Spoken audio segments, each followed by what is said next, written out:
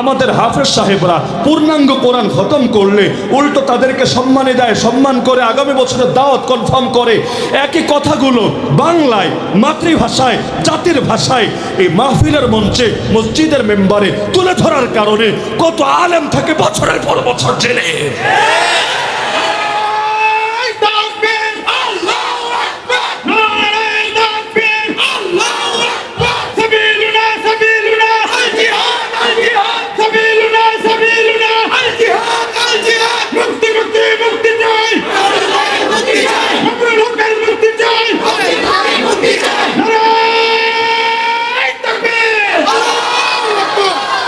এখন সমস্যা হয় যেখানে, এই প্রসঙ্গে বলছিলাম, সমস্যা হয় যেখানে সমাধানও করতে হয় সেখানে।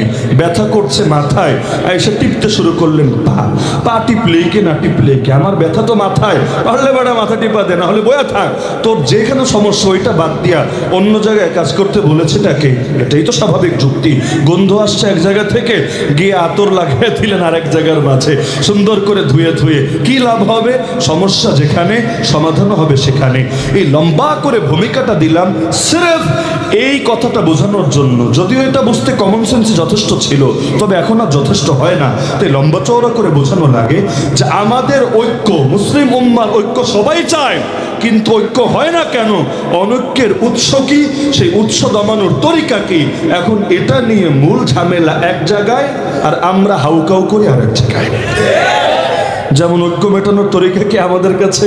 তরিকা হলো মাযহাব মিটাতে হবে। সবাই মিলে যদি লামাযহাবি হয়ে যায়, ঐক্য হয়ে একেবারে দুনিয়া উল্টে যাবে। কিরকম ভাবে না কে ভাবে না, ভাবে না কে ভাবে না। কেন? মাযহাব থাকার কারণে কেউ হাত উপরে বাঁধে, কেউ নিচে বাঁধে, কেউ আমিন আসতে বলে, কেউ জোরে বলে। আজকে সব নাই কইরা দাও, একেবারে চেলচেলায় ঐক্য হয়ে যাবে। অদ্ভুত ব্যাপার স্যাপার। কেন? যারা রাখো না, এতটুকু ন্যূনতম পড়াশোনা যার থাকে না, ওরে কে বলেছে ইসলাম নিয়ে মন্তব্য করতে? নবীর সাহাবীদের মধ্যে অবশ্যই অবশ্যই অবশ্যই এক বিষয়ে না, বহু ডজনকে ডজন বেশি ইখতিলাফ ছিল। এমনকি নবীর জামানায় এমন একাধিক ইখতিলাফ হয়েছে, বললে বহুত বলা যাবে। ছোট দুইটা উদাহরণ দিই। আল্লাহ নবী একটা বাহিনী পাঠালেন, তাদেরকে বলে দিলেন, শোনো, লা ইউসাল্লিয়ান্না আহাদুকুমুল আসরা ইল্লা ফি বানি কুরাইজা, তোমরা আসরের নামাজ পড়বা বনু কুরাইজায় গিয়ে। কথা তো স্পষ্ট কথা। তার মানে তাড়াতাড়ি যাবা, রাস্তায় দেরি করবা না। আসরটা পড়বা কোথায় গিয়ে? বনু কুরাইজায় গিয়ে। তার মানে কি সূর্য ডোবার পরে যাবা, নাকি সূর্য আসমানে থাকতে থাকতে যাবা? স্বাভাবিক ব্যাপার। কিন্তু রাস্তাঘাটের ব্যাপার আপনারা বোঝেন, চাইলেও সবসময় অ্যাকুরেট টাইম মেনটেন করা যায় না, একটু এদিক সেদিক হতেই পারে। এটা মানুষ হিসাবে মেনে নিতে বাধ্য আমরা। এখন এটা শুধু এই আধুনিক যুগের রোডঘাটেই হয় এমন না, আগেকার যুগের রোডঘাটেও হতো। এটা অস্বাভাবিক কোনো ব্যাপার না। তারা যাচ্ছেন যাচ্ছেন যাচ্ছেন, হঠাৎ দেখেন আরে সূর্যটা মনে হচ্ছে কিছুক্ষণ পরে ডুবে যাবে, কিন্তু গন্তব্যে এখনো পৌঁছতে পারি নাই। আয় এখন কি হবে? একদিকে নবীর হাদিস, আর একদিকে আসমানে সূর্য। কারণ সূর্য ডোবার পরে যদি আসর পরে, ওটাকে আদা বলা হবে না কাজা বলা হবে? কারণ ওক্ত শেষ হওয়ার পর যদি নামাজ পড়ে, ওটাকে আদা বলে না, ওটাকে কি বলে? কাজা বলে। তো একদিকে নামাজ যথাসময়ে পড়ার আদেশ দিয়েছেন আল্লাহ, আর আরেকদিকে নবী বলেছেন নামাজ আসর ওখানে গিয়ে পড়তে। দুটোর মধ্যে বাহ্যিকভাবে সংঘর্ষ তো বেঁধে গেছে। আব ক্যা হোগা? এখন তাদের মধ্যে দুইটা দল হয়ে গেল, ইখতিলাফ। ইখতিলাফের সূত্র দেখেন। একদল বলল, শোন, নবী যা বলেছেন ব্যাস, নবীর কথার চাইতে এক লাইন বেশি বোঝা লাগবে না, নবী আমাদের চাইতে হাজার গুণ ভালো বুঝেন। যদি একাধিক অপশনের কোনো প্রয়োজন থাকতো, নবী ক্লিয়ার করে বলে দিতেন। নবী বলেছেন আসর ওখানে গিয়ে পড়তে। আচ্ছা দেখ না, নামাজের রক্ত কখন হয় এটা তো আমরা ডাইরেক্ট জানি নাই আল্লাহর থেকে, এই নবী আমাদেরকে জানিয়েছেন। তো যেই নবী নামাজের রক্ত শিখিয়েছেন, একই নবী আজকে আসর ওই এলাকায় গিয়ে পড়তে বলেছেন। সুতরাং আজ যদি আমাদের দেরি হয়ে যায়ও, তবু আল্লাহ আমাদেরকে পাপ দিবেন না, আল্লাহ আমাদেরকে মাফ করবেন। আর নবীর কথার চাইতে বাড়ানোরও দরকার নেই, কমানোরও দরকার নেই। আমরা বাহ্যিক অর্থ যেটা বুঝে আসে সেটাই মানবো, ওখানে গিয়ে আসর পড়বো। এই কথায় যুক্তি আছে নাকি নাই? অবশ্যই আছে। আরেক দল বলল, শোন, শুধু বাহ্যিক অর্থ দেখলেই হবে না, মানসা বুঝতে হবে, নবীর কথার উদ্দেশ্য বুঝতে হবে। আল্লাহ নবী বোঝাতে চেয়েছেন তাড়াতাড়ি যাবা, রাস্তায় দেরি করবা না, তোমাদের জন্য দ্রুত যাওয়াটা সেখানে আবশ্যিক কর্তব্য। এখন এর মানে এটা না যে নবী কোরআনের বিপরীত বক্তব্য দিয়েছেন, কারণ নবী বলেন, নবী আমাদেরকে রবের পক্ষ থেকে আয়াত শুনিয়েছেন, ইন্নাস সালাতা কানাত আলাল মুমিনিনা কিতাবাম মাওকুতা, নিশ্চয় নামাজ মুমিনদের উপরে নির্ধারিত সময়ে বিধিবদ্ধ। তার মানে নামাজ পড়তে হবে যখন মনে চায় তখন, না নির্ধারিত সময়ে? নির্ধারিত সময়ে। তো নবী তো কোরআন বিরোধী বক্তব্য দিবেন না, নবী বুঝিয়েছেন তাড়াতাড়ি যেতে। এখন দেরি যেহেতু হয়েই গেছে, মানুষ হিসাবে 2 রাকাত কসরের নামাজ পড়তে কতক্ষণ লাগবে? জলদি জলদি পাক পবিত্র হয়ে নামাজ পড়ে নেই, তাহলে আমাদের ওক্তও ঠিক থাকলো। আর দেরি যেহেতু হয়েছে, আল্লাহ নবীকে গিয়ে আমরা জানাবো, আমরা মাফ চেয়ে নেব। তো এখন দল হলো কয়টা, আমল হলো কয় রকম?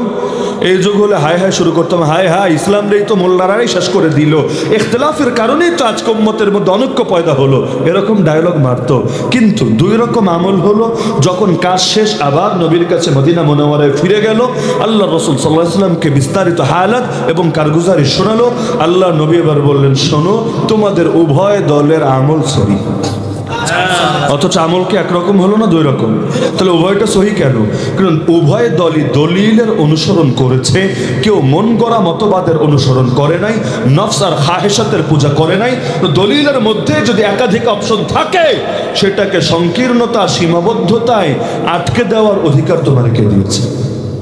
ওমর রাদিয়াল্লাহু আনহুর জামানা, মানে আল্লাহ রাসূলের জামানা, ওমর রাদিয়াল্লাহু আনহু একটা ঘটনা এর সঙ্গে আরেকটু বুঝতে সহজ হবে উদাহরণটা দিলে। ওমরের নাম তো আপনারা শুনেছেন, আশাদ্দুহুম ফি আমরিল্লাহ ওমর, আল্লাহর দ্বীনের ব্যাপারে সবচাইতে কঠোর যিনি, তিনি হলেন এই ওমর। ওমর রাদিয়াল্লাহু আনহু একদিন যাচ্ছেন হেঁটে, দেখছেন পাশে দাঁড়িয়ে এক সাহাবী নামাজ পড়ছে। আপনারা জানার কথা, কোরআন নাজিল হয়েছে কয় ভাষায়? বলেন না, কয় ভাষায়? কয় ভাষায়? মাশাআল্লাহ, 7 ভাষায়। এর মানে কি বেঙ্গলি, চাইনিজ, তুর্কি, ইন্দোনেশিয়ান, ইংলিশ নাকি? না, আরবেরই 7 ভাষায়। বলবেন আরবের আবার 7 ভাষা হয় নাকি? হ্যাঁ হয়তো, মিশরের আরবি আর সৌদি আরবের আরবি এক। ওইটা বুঝতে ঝামেলা হলে ওই ইংল্যান্ডের ইংলিশ, ইউকের ইংলিশ আর ইউএস এর ইংলিশ এক না, পার্থক্য আছে। ঢাকাইয়া বাংলা, কলকাতার বাংলা এক না, পার্থক্য আছে। তো আরবেরও ভাষাগত টুকটাক পার্থক্য আছে। তো আল্লাহ 7 ভাবে কোরআন দিয়েছেন যাতে সকলে সহজে কোরআন পড়তে পারে। আজ আমাদের সামনে সবগুলো সংরক্ষিত নাই, মুসহাফে ওসমানী বিশেষভাবে সংরক্ষিত আছে, কিন্তু আল্লাহ সহজতার জন্য দিয়েছিলেন। এমনকি এখন তো 7 ভাষা নাই, কিন্তু কেরাতে টুকটাক ভিন্নতা আছে। এগুলো শুনলে অনেক সাধারণ মানুষ পেরেশান হয়।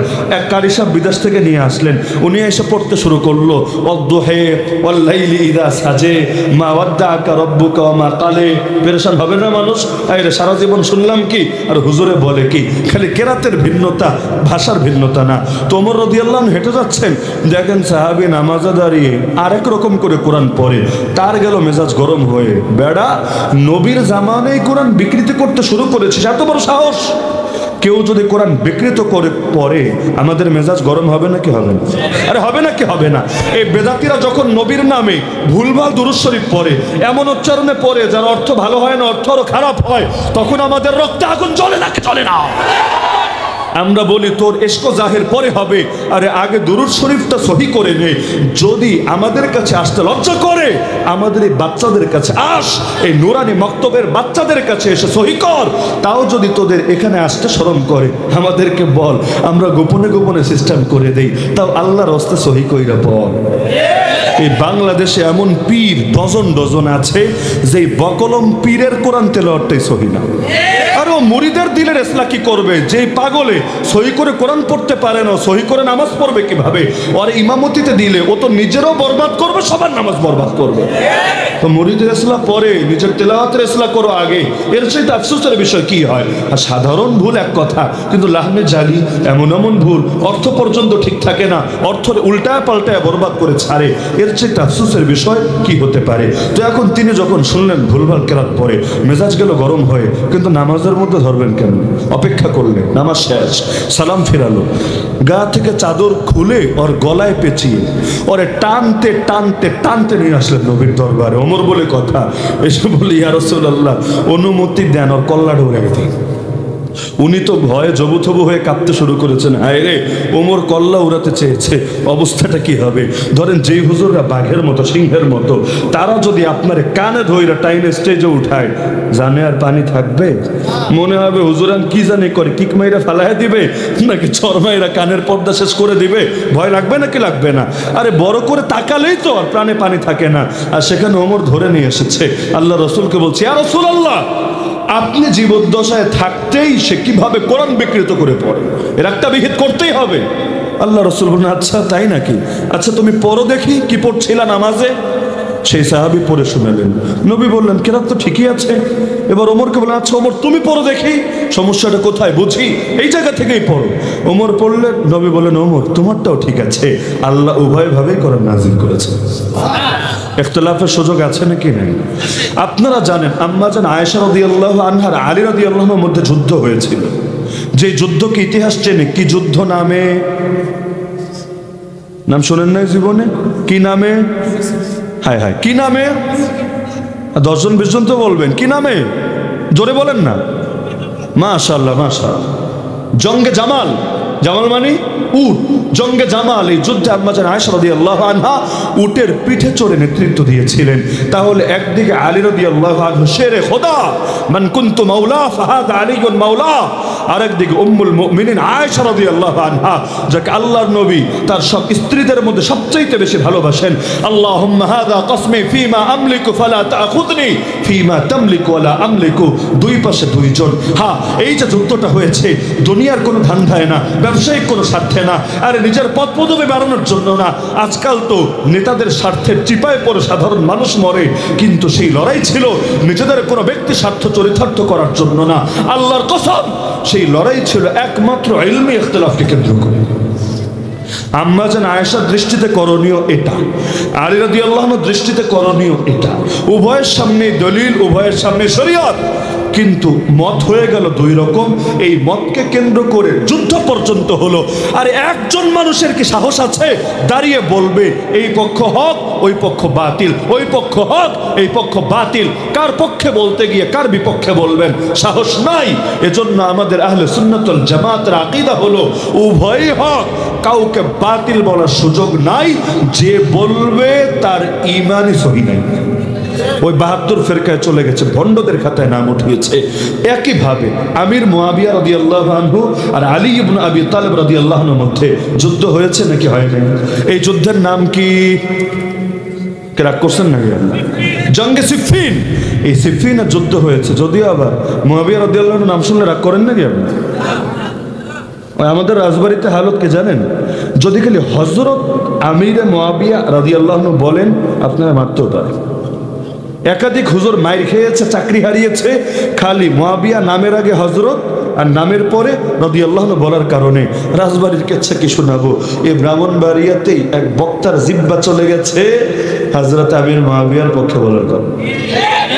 তা কওমি বক্তা, দেওবন্দি বক্তা এমন না, ওই সার্কেলেরই বক্তা, একই সার্কেল, কিন্তু একজন মুয়াবিয়া রাদিয়াল্লাহু আনহুকে সাহাবী মনে করে আর আরেকজন বেঈমান মনে করে। ইয়াজিদের পাপের দায় তার বাপের কাঁধে চাপিয়ে থাকে, এজন্য বয়ান করে। তো কোথায় বয়ান? ওই একই দরবারে, ওই দরবারেই বয়ান করে। বাড়িতে ফিরতে পারে নাই, মোটরসাইকেল দিয়ে যাচ্ছে, বাঁশ দিয়ে এমন জোরে বাড়ি মেরেছে, এই দুই সারির দাঁতের মাঝে পড়ে জিহ্বা কেটে গেছে। ডাবটি দিয়ে কাটে নাই, কিন্তু বাঁশের বাড়ি, মোটরসাইকেল রানিং, আবার বাঁশের বাড়ি, আঘাতটা এমন ভাবে লেগেছে যে এখন দুই দাঁতের মাঝে পড়ে জিহ্বাটাই কেটে গেছে। এটা তো আপনাদেরই জেলারই কেচ্ছা নাকি আমি বানিয়ে বলছি? হয়েছে নাকি হয় নাই? কিরকম অ্যালার্জি হলো কেউ আছে নাকি? সাহাবীরে নিয়ে কারো দিলে যদি অ্যালার্জি থাকে, ওর দিলটা খুইলা ওই মেড ইন চায়না রিকন্ডিশন একটা দিল লাগাই দিয়ে, ওইটাও ভালো আছে। মেড ইন জিঞ্জিরা হইলো ভালো আছে, যে সাহাবীরে দেখতে পারে না, নবীরে দেখতে পারে কেমনে? আল্লাহ আল্লাহ ফি আসহাবি লা তাত্তাখিদুহুম গারাদাম মিন বাদি ফামান আহাব্বাহুম ফাবিহুব্বি আহাব্বাহুম ওয়া মান আবগাদাহুম ফাবিবুগদি আবগাদাহুম। আল্লাহকে ভয় করো, আল্লাহকে ভয় করো আমার সাহাবীদের ব্যাপারে। যে সাহাবীকে ভালোবাসে, আমি নবীকে ভালোবাসার কারণেই ভালোবাসে। যে তাদেরকে ঘৃণা করে, আমি নবীকে ঘৃণা করার কারণেই। কেন? দুনিয়ার ধান্দায়?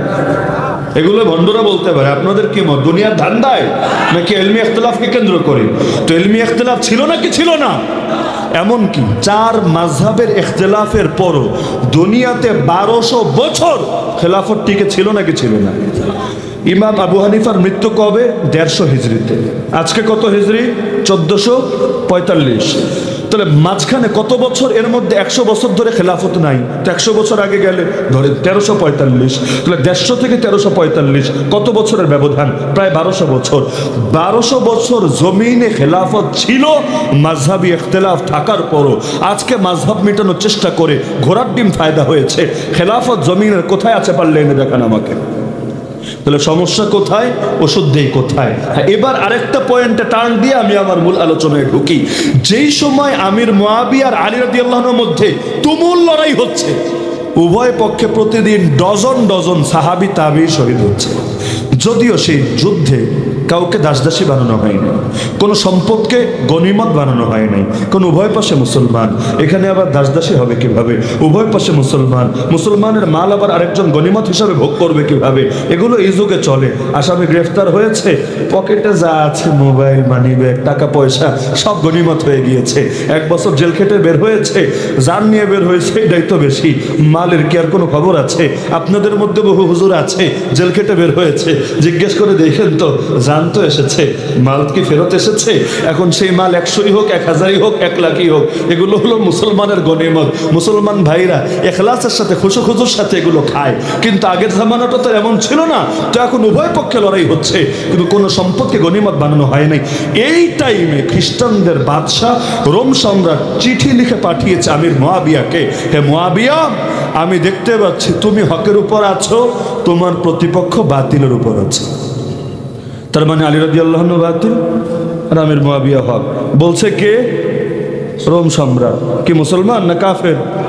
কাফের আইসা বলে কে হক আর কে বাতিল। বাংলাদেশে যেমন নাস্তিকরা বলে, বেঈমানরা বলে এই হুজুর ধর্মের সঠিক ব্যাখ্যা দেয়, এই হুজুর ধর্মের অপব্যাখ্যা দেয়। আরে পাগলা, ধর্মের আরবি কি এইটাই তো ঠিক মতো বলতে পারবি না, কালেমাটাই তো বিশুদ্ধ করে উচ্চারণ করতে পারবি না, গালি দিলে সহি করে নামটাও বলতে পারে না, এমনকি সমালোচনা করতে গেলেও মুখ দিয়া নাম আসে না। আল হাইয়াতুল উলু লিল মাদারিসিল কওমিয়া, কি মনে নাই আপনাদের? কত কত আজীব আজীব বিকৃত উচ্চারণে বলে, এমনকি আমাদের আলেমদের নামও বলতে পারে না। মামুনুল হক সাহেবরে বলে মমিনুল হক, তো মনে নাই আপনাদের? মানে আরবি নামগুলোই আসে না। আর আমাদের অনেক ছাত্রের নাম আছে এমন বোম্বাস্টিক নাম আরবি শব্দে, এটি তো বলতেই পারবে না। আমার এক ক্লাসমেট ছিল, নাম হলো মাসবুগুল হক মুক্তাদা। এই নাম যদি ওদেরকে উচ্চারণ করতে বলা হয় মাসবুগুল হক মুক্তাদা, নাম রেখেছেন পাহাড়পুরি হজরত, দাঁত 2-4 হইলে গেল তো মুখ দিয়ে আসবেন। দেখেন না জানাজায় দাঁড়ায়, বাপের জানাজা যদি হয়, জানাজায় দাঁড়িয়েছে দাদা দাঁড়িয়েছে মাশাআল্লাহ, এখন ঠোঁট আর নড়ে না, পুরো নামাজ খতম করে ঠোঁট আর নড়ে না। যদি জিজ্ঞেস করেন কি ভাই নামাজে কিছু পড়লা না, যে বললো আসলে আয়াতুল কুরসি পড়বো না কুল হু আল্লাহ পড়বো, আমার তো মনে নাই। এখন কি বলতে গিয়ে না কি ভুল করে ফেলি, তো যে চুপ থাকে সে মুক্তি পায়। মানসামাতা না যা, আমি চুপ থেকেছি যাতে করে ভেজালে জড়ায় না যাই। কারণ হালত এমন, ঠোঁট দুইটারে এমন ভাবে চাইপা রাখে মনে হয় প্যাডের মধ্যে বোম ফুটলেও একটা দোয়া বের হবে না। আবার ঈদের নামাজে বড় বড় শিক্ষিত লোক আইসা ইমামের ভুল ধরে, খতিবের ভুল ধরে। ঈদের নামাজ, যেই নামাজ মোটামুটি সবাই পড়ে, বাংলাদেশে নাস্তিকরাও পড়ে এই নামাজ, পড়ে না? সব ভণ্ডরা পড়ে না, মোটামুটি সবাই পড়ে। ঈদের নামাজে আইসাও ওই আমাদের মোবাইলগুলো অনেক সময় হ্যাং মারে না, বিশেষ করে আগের যুগে স্যামসাংগুলো অনেক সময় দেখা যেত মোবাইল চালাতে গেলে এমন হ্যাং মেরেছে, না যায় ডাইনে না বামে, না অফ করা না চালু করা। এগুলো হলো হাতটা তাকবীরে তুইলে হ্যাং মাইরা যায়। এখন কি জানি করা লাগবে, হাত কি বাঁধতে হবে নাকি হাত ছেড়ে দিতে হবে, ছাড়ার পর বাঁধতে হবে না ডাইরেক্ট বাঁধতে হবে? হঠাৎ করে ডাউনলোড ফেল, নেটওয়ার্ক আর পায় না তার মাথায়, সিগন্যাল না পেয়ে কি করে? ব্রাহ্মণবাড়িয়ায় কেউ করে না, বাংলাদেশের কোথাও কোথাও করে। একবার ডাইনে দেখে, একবার বামে দেখে, ডাইরেক্ট মাথা ঘুরে তো দেখতে পারে না, মানিজ্যতের ব্যাপার আছে। চোখের কোনা দিয়ে দেখে, ডাইনের জন কি করে দেখি, বামের জন কি করে দেখি। এখন যদি দেখে উভয় একই কাজ করেছে, সেও করে, সবাই কি আর গোমরা হতে পারে? তাহলে উভয়ে যা করবে এটাই সহি। তো যদি দেখে ডান পাশের জন হাত বেঁধে ফেলেছে, বাম পাশের জন হাত ছেড়ে দিয়েছে, এবার চিন্তা করে হায় হায় কি হবে উপায়, জীবনটাই তো তেজপাতা হয়ে গেছে। কেমন হয় না কি হয় না? হ্যাঁ, একটু মজা করেই বলছি, রাত অনেক গভীর হয়েছে তো টুকটাক মজা করে না বললে আপনারা বসে বসে ঝিমাবেন, আর বসে বসে ঝিমালে আমারও গাড়ি আগাবে না। রাগ করছেন নাকি আপনারা? কারণ অনেকে ভাবে যে সিরিয়াস আলাপ সিরিয়াস ভাবেই চলতে হবে, হুজুরের মুখে কোনো হাসি থাকা যাবে না, রাগ বের হয়ে আসতে হবে, তাহলে হলো কামেল দিনী আলোচনা। আর হাসাহাসি হলে মাহফিলের রৌনক চলে যাবে, এমন কথা আছে নাকি কোনো? আমাদের এমন উস্তাদও ছিলেন, সুবহানাল্লাহ, হাসতে হাসতে পেটে ব্যথা হয়ে যেত। তো এই হুজুর 2.5 ঘন্টা 3 ঘন্টা ক্লাস করালেও বিরক্ত লাগতো না। এই আমরা এমনও হয়েছে রাত 2:30 3টা পর্যন্ত হাদিসের সবক পড়েছি। দাওরাই হাদিসের বছর হয়তো আপনাদের মধ্যেও থাকতে পারেন, কিন্তু কোনো ক্লান্তি আসে নাই, ঘুম আসে নাই, উপরন্তু মতন পড়েছে আলহামদুলিল্লাহ। আমি পড়েছি, ক্লান্তি আসে নাই কেন? কারণ একটু পর পর হুজুর এমন এমন কথা বলতেন, ঘুম বাবাজি আপনা আপনি বিদায় হয়ে যেত। তো আমির মুয়াবিয়াকে চিঠি লিখছে, মনে আছে তো? রোম সম্রাট, আমি দেখতে পাচ্ছি তুমি হক আর তোমার প্রতিপক্ষ আলী হলো বাতিল, তুমি যদি অনুমতি দাও আমি বিশাল বাহিনী পাঠাবো তোমার সাহায্যে, তারা আলীর কল্লা কেটে তোমার কদমে লুটিয়ে দেবে। এই যুগ হলো লাফায় লাফায় আর রাজি হতো। আমার বিরোধী দলকে দমায় দিবে বিদেশি শক্তি, আর কি লাগে? আরে ও জিতলেও লাভ, হারলেও লাভ, কারণ বিদেশি শক্তি যদি জেতে দিন শেষে তো আমারই ক্ষমতা বুঝাই দিবে, আমার লাভ। আর যদি হারে তাও সমস্যা নাই, আমার তো বদনাম হবে না। ভিতরে ভিতরে কি হয়েছে এটা তো আর মানুষ জানবে না, উভয় সুরতে লাভ। কিন্তু যেই সময় উভয় পক্ষে লড়াই হচ্ছে, মানে হালতটা আপনি বোঝেন। এখন তো আমাদের হুজুরদের মধ্যে ইখতিলাফ চলে, সর্বোচ্চ মুখের একটু রাগারাগি পর্যন্ত, কিন্তু মুখের রাগারাগি না, বরঞ্চ ফিল্ডে যুদ্ধ চলছে, রক্ত ঝরছে, প্রতিদিন ডজন ডজন সাহাবী তাবী শহীদ হচ্ছে। এই সময় আমির মুয়াবিয়া ফিরতি চিঠি লিখে পাঠালেন। প্রথম বাক্য শুনলেই শরীরের পশম দাঁড়িয়ে যায়, ইয়া কালবার রোম, হে রোমের কুত্তা। শব্দ কি? হে রোমের কুত্তা, কান খুলে শুনে নে, ভাইয়ে ভাইয়ে ভুল বোঝাবুঝি হয়েছে, আরে মাঝখানে এসে নাক গলানো তুই কে?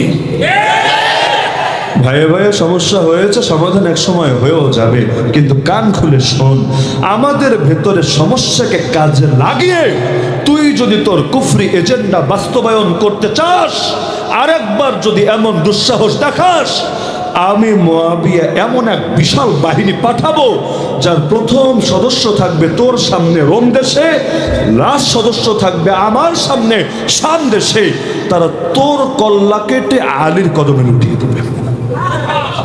কি বুঝলেন? আপোষে ইখতিলাফ তুঙ্গে, কিন্তু কাফের মুশরিকদের সুযোগ নিতে দিচ্ছে না মোটেও। এটাই ইসলামের সৌন্দর্য। ইখতিলাফ উম্মতি রাহমা, এটাই হলো মূল কথা। ইখতিলাফ নাই কার মাঝে রে ভাই? আরে একদল আরেক দল বাদ দেন, এক সার্কেলের মানুষের মধ্যেও তো ইখতিলাফ থাকে। দু একটা ছোট উদাহরণ দিব, সেটা বোঝার স্বার্থে, মাসালা বলার স্বার্থে না।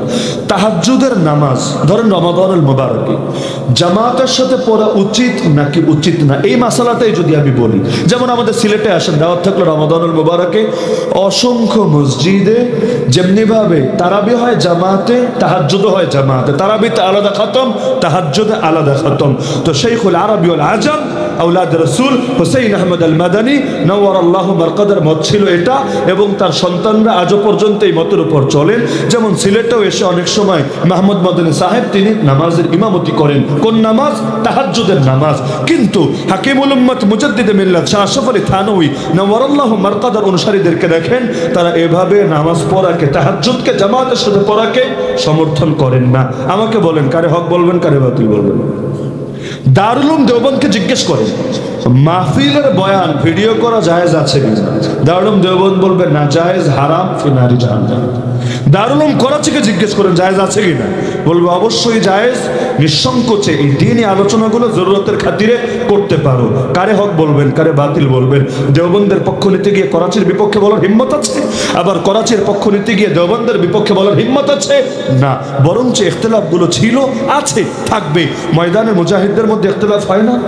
আরে আলেম ওলামার মধ্যে ইখতিলাফ হয় না? দায়ীদের মধ্যে ইখতিলাফ হয় না? যে ইখতিলাফ দলিলের আলোকে হয় এবং দলিলের মধ্যে সুযোগ থাকে, সে ইখতিলাফ নিয়ে কেউ কখনো উগ্রতা দেখায় না। না হলে থানবী সিলসিলার কোন লোক মাদানী সিলসিলাকে গালি দিবে? মাদানী সিলসিলার কোন সুপুরুষ থানবী সিলসিলাকে গালি দিবে? হিম্মত আছে নাকি কারো? আরে আছে নাকি কারো? আরো বহুত মাসালা এমন দেখানো সম্ভব যেখানে এ ধরনের ইখতিলাফ চলছে, কিন্তু আলহামদুলিল্লাহ এগুলো নিয়ে কোনো বিরোধ হচ্ছে না।